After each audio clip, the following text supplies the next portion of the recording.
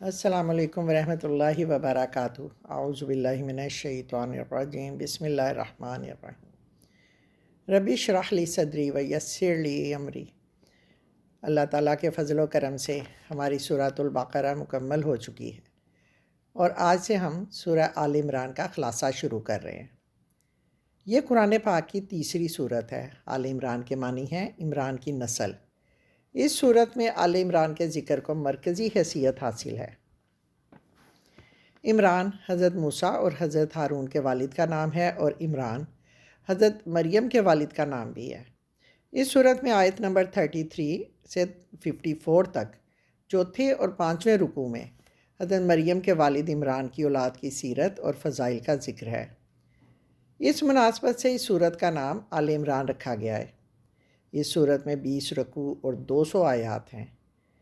اس میں 3480 3480 کلمات اور 14520 14520 حروف ہیں اور یہ مدنی سورت ہے۔ مسلم میں سورۃ البقرہ اور سورہ آل عمران کو الزہراوان کے نام سے پکارا گیا ہے، یعنی روشن یا پھول۔ اس سورت میں اسم اعظم بھی ہے۔ اس سورت کی بہت زیادہ خصوصیت اور فضیلت ہے۔ مسلم میں حضرت ابو امامہ رضی اللہ تعالیٰ عنہ سے روایت ہے کہ میں نے رسول اکرم صلی اللہ علیہ وآلہ وسلم کو یہ فرماتے سنا کہ قرآن کریم پڑھا کرو، کیونکہ یہ قیامت کے دن اپنے پڑھنے والوں کی سفارش کرے گا۔ سورۃ البقرہ اور سورہ آل عمران دو جگمگاتی ہوئی صورتیں ہیں، پڑھو، کیونکہ یہ دونوں قیامت کے دن اس طرح ظاہر ہوں گی گویا وہ بادل کی دو ٹکڑیاں ہیں، یا دو سایہ کرنے والے سائبان ہیں، یا پرندوں کی ڈار ہیں، اور وہ اپنے پڑھنے والوں کی طرف سے جھگڑیں گی، یعنی ان کی وکالت کریں گی۔ ان دونوں صورتوں میں توحید اور رسول کریم صلی اللہ علیہ وآلہ وسلم کی نبوت کی تصدیق کی گئی ہے۔ حروف مقطعات قرآن پاک کا بہت بڑا معجزہ ہے۔ یہ صورت بھی حروف مقطعات یعنی الف لام میم سے شروع ہوتی ہے۔ اس صورت کے شروع میں یہ بتایا جا رہا ہے کہ یہ کتاب پہلی تمام کتابوں کی تصدیق کرتی ہے۔ یوں اس صورت کا آغاز ان منکرین اسلام یعنی اہل کتاب پر تنقید سے ہوتا ہے جو حضور صلی اللہ علیہ وآلہ وسلم کی رسالت کا انکار کر رہے تھے، حالانکہ وہ اپنے دین کی بنیاد پر اور اہل کتاب ہونے کے ناطے آپ صلی اللہ علیہ وآلہ وسلم کی نبوت، آسمانی کتابوں اور وحی الہی کے تصور سے واقف تھے۔ اس لیے ان کا فرض تو یہ تھا کہ سب سے پہلے اسلام لاتے اور حضور صلی اللہ علیہ وآلہ وسلم کی تصدیق کرتے۔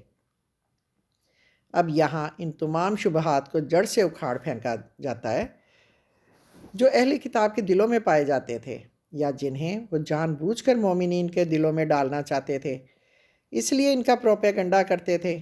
یہاں بتایا گیا ہے کہ سچے اہل ایمان کا تعلق اللہ کے ساتھ کیسا ہے، اور وہ اللہ کی صفات کے بارے میں یہ جانتے ہیں کہ اللہ کے سوا کوئی اللہ نہیں، خدائی میں اس کے ساتھ کوئی شریک نہیں، وہ زندہ ہے اور حیات اس کی صفت ہے، وہ ہر قید سے آزاد ہے، زندہ ہے، مطلق ہے، وہ القیوم ہے، اس کائنات کو اسی نے تھاما ہوا ہے، زندگی اس کی وجہ سے قائم ہے، اس لیے اس کے بغیر اس کائنات میں نہ تو کوئی ہستی موجود رہ سکتی ہے اور نہ موجود ہو سکتی ہے۔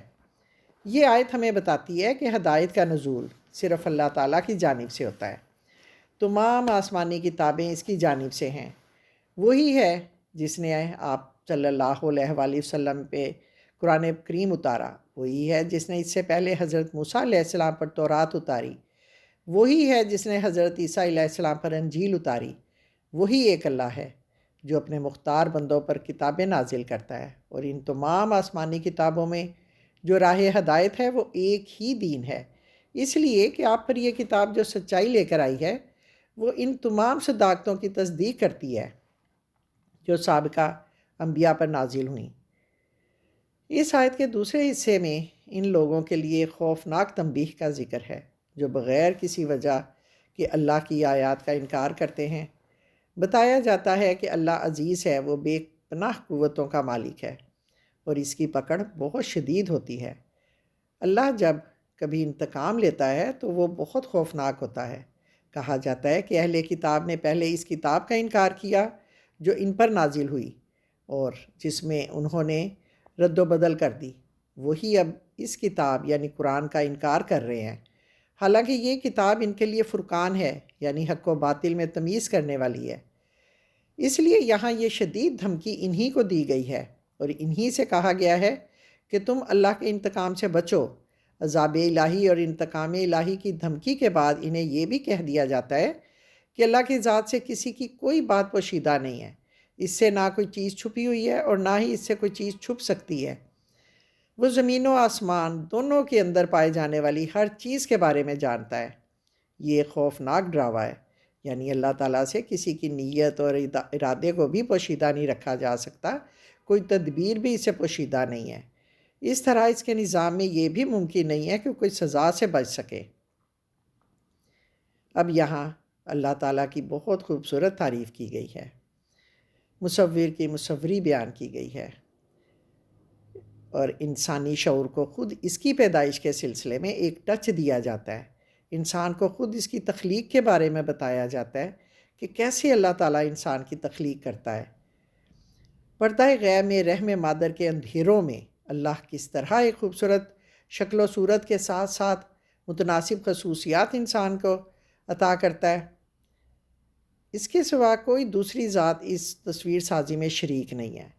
اللہ تعالیٰ کیسے 3 پردوں کے اندر ناک، کان، منہ، ہاتھ، پاؤں کیسے مناسب طریقے سے بناتے ہیں، اور نہ ہی اس کام میں کوئی رکاوٹ آتی ہے۔ یہ کام صرف اللہ اپنے ارادے اور مشیت سے کرتا ہے، جس طرح وہ چاہتا ہے۔ یہ تمام تخلیقی عمل بڑی گہری ٹیکنالوجی پر مبنی ہے، جس کے بارے میں نہ انسان کا علم رسائی حاصل کر سکا اور نہ ہی وہ اس کے بارے میں کچھ جان سکا ہے۔ بتایا جاتا ہے کہ جس طرح اللہ تعالیٰ نے تمہاری پیدائش تک کے تمام مراحل میں چھوٹی سے چھوٹی ضرورتوں تک کو پورا کرنے کا اہتمام کیا، تو پھر کس طرح ممکن تھا کہ وہ دنیا کی زندگی میں تمہاری ہدایت اور رہنمائی کا انتظام نہ کرتا۔ اس کے بعد قرآن پاک ان لوگوں کی نشاندہی کرتا ہے جن کے دلوں میں ٹیڑھ ہے، اور یہ لوگ ان متشابہات کے درپے ہوتے ہیں جن کی تصدیق کا دار و مدار صرف ایمان پر ہے کہ یہ اللہ کی جانب سے نازل کی گئی ہیں۔ ایک روایت میں آتا ہے کہ وفد نجران کے عیسائیوں نے حضور پاک صلی اللہ علیہ وآلہ وسلم سے کہا، کیا آپ کا یہ عقیدہ ہے کہ آپ حضرت عیسیٰ کو کلمۃ اللہ اور روح اللہ سمجھتے ہیں؟ وہ ان الفاظ سے حضرت عیسیٰ علیہ السلام کے بارے میں اپنے غلط عقائد کو ثابت کرنا چاہتے تھے، مثلاً یہ کہ وہ انسان نہیں ہیں، وہ روح اللہ ہیں، اور روح اللہ کی وہ اپنی تعبیرات کرتے تھے۔ لیکن وہ حضرت عیسیٰ علیہ السلام کے بارے میں قرآن کریم کی ان آیات کی بات بھی نہیں کرتے تھے جو اس موضوع پر محکمات تھیں۔ محکم پکی اور پختہ چیز کو کہتے ہیں۔ آیات محکمات سے مراد وہ آیات ہیں جن کی زبان بالکل صاف ہے، جن کا مطلب سمجھنے میں کوئی شک و شبہ کی گنجائش نہ ہو، اور یہ آیات کتاب کی اصل بنیاد ہیں۔ یعنی انہی میں اسلام کی طرف دنیا کو دعوت دی گئی ہے، انہی میں عبرت، نصیحت، عقائد، عبادات، اخلاق، فرائض اور امر و نہی کے احکام بیان ہوئے ہیں۔ انہی آیات محکمات میں اللہ کی وحدانیت کا ذکر ہے، اور جن میں اس بات کی قطعی تردید کر دی گئی تھی کہ اللہ تعالیٰ کا کوئی شریک ہے یا اس کا کوئی لڑکا ہے۔ اس لیے اللہ تعالیٰ نے ان آیات کا نزول فرمایا اور اہل کتاب کی اس سازش کا انکشاف کیا۔ یہاں بتایا جاتا ہے کہ ٹیڑھے دل و دماغ والے ان متشابہات کے پیچھے اس لیے پڑے رہتے ہیں کہ وہ ان آیات میں ایسے مواقع تلاش کر لیتے ہیں جن کے ذریعے وہ فتنے پیدا کر سکیں، ایسی تعویلات پیدا کرتے ہیں جن سے اسلامی تصور حیات کے اندر شکوک پیدا کیے جا سکیں۔ متشابہات سے مراد وہ آیات ہیں جن کے مفہوم میں شک و شبہ کی گنجائش ہے۔ ان متشابہات کے اصل معنی صرف اللہ جانتا ہے۔ ایمان لانے والے یا مومنین کے سامنے جب یہ آیات پیش ہوتی ہیں تو وہ بڑے یقین اور وثوق سے کہتے ہیں کہ یہ آیات اللہ کی جانب سے ہیں، ہم ان پر ایمان لائے اس لیے کہ یہ حق ہیں اور سچائی پر مبنی ہیں، اور جس چیز کا فیصلہ اللہ کر دے وہ بذات خود سچی ہوتی ہے، کیونکہ مومن جانتا ہے کہ یہ اس کے دائرہ قدرت میں نہیں ہے کہ وہ ان آیات کے مفہوم کا یا ان کے اندر چھپے ہوئے اسباب کا کھوج لگائے۔ پھر مومن لوگوں کی ہمیں دعا سکھائی گئی ہے۔ یہ دعا آیت نمبر 8 اور 9 میں ہے۔ مومن دعا کرتے ہیں کہ پروردگار، جب تو ہمیں سیدھے راستے پر لگا چکا ہے تو پھر کہیں ہمارے دلوں کی کو کجی میں مبتلا نہ کرنا۔ مومن جانتا ہے کہ ان کا اجر اللہ کی طرف سے ہوتا ہے۔ وہ خشوع و خضوع اور گڑ گڑا کر اللہ سے ہاتھ اٹھا کر دعا مانگتے ہیں کہ اللہ انہیں حق پر قائم رکھ، ہدایت کے بعد گمراہ نہ کر، ان پر اپنی رحمت اور اپنے فضل کی بارش کر دے۔ آخرت کا خوف ان پر حاوی ہو جاتا ہے۔ مومن جانتا ہے کہ ایمان کی دولت دے کر اللہ تعالیٰ نے انہیں بہت کچھ دے دیا ہے، اس لیے وہ دوبارہ گمراہی کی راہ سے بہت ہی ڈرتا ہے۔ چونکہ وہ راہ راست پر آ چکا ہوتا ہے، اس لیے دوبارہ گمراہی کے نشیب و فراز اور تاریک راہوں میں پھنس جانے سے بہت خوف کھاتا ہے۔ وہ یوں ڈرتا ہے جس طرح ایک شخص جو ایک خوشگوار موسم میں گھنی چھاؤں میں بیٹھا ہو تو جھلسا دینے والی گرمی اور بے آب و گیا صحرا کے تصور سے بھی وہ ڈرتا ہے۔ یہی وجہ ہے کہ مومن یہ پکارتے ہیں کہ انہیں گمراہی کے بعد ایک عظیم رحمت مل گئی ہے، کہیں وہ لوٹ نہ جائے۔ یہ ایک ایسا انعام ہے جس سے بڑا کوئی انعام نہیں۔ حضرت عائشہ رضی اللہ تعالیٰ عنہ سے روایت ہے کہ حضور پاک صلی اللہ علیہ وآلہ وسلم اکثر اوقات یہ دعا فرمایا کرتے تھے، اے دلوں کو پھیرنے والے، میرے دل کو اپنے دین پر جما دے۔ میں نے عرض کیا کہ آپ یہ دعا بہت زیادہ کرتے ہیں، تو آپ صلی اللہ علیہ وآلہ وسلم نے فرمایا، تمام دل اللہ رحمان کی 2 انگلیوں کی گرفت میں ہیں، جب وہ دلوں کو سیدھا کرنا چاہے تو سیدھا کر دیتا ہے، اور جب وہ ٹیڑھا کرنا چاہے تو ٹیڑھا کر دیتا ہے۔ ہمیں بھی یہ دعا صبح شام کرنی چاہیے۔ اے اللہ، اے دلوں کو پھیرنے والے، میرے دل کو اپنے دین پر جما دے۔ آمین یا رب العالمین۔ فی امان اللہ۔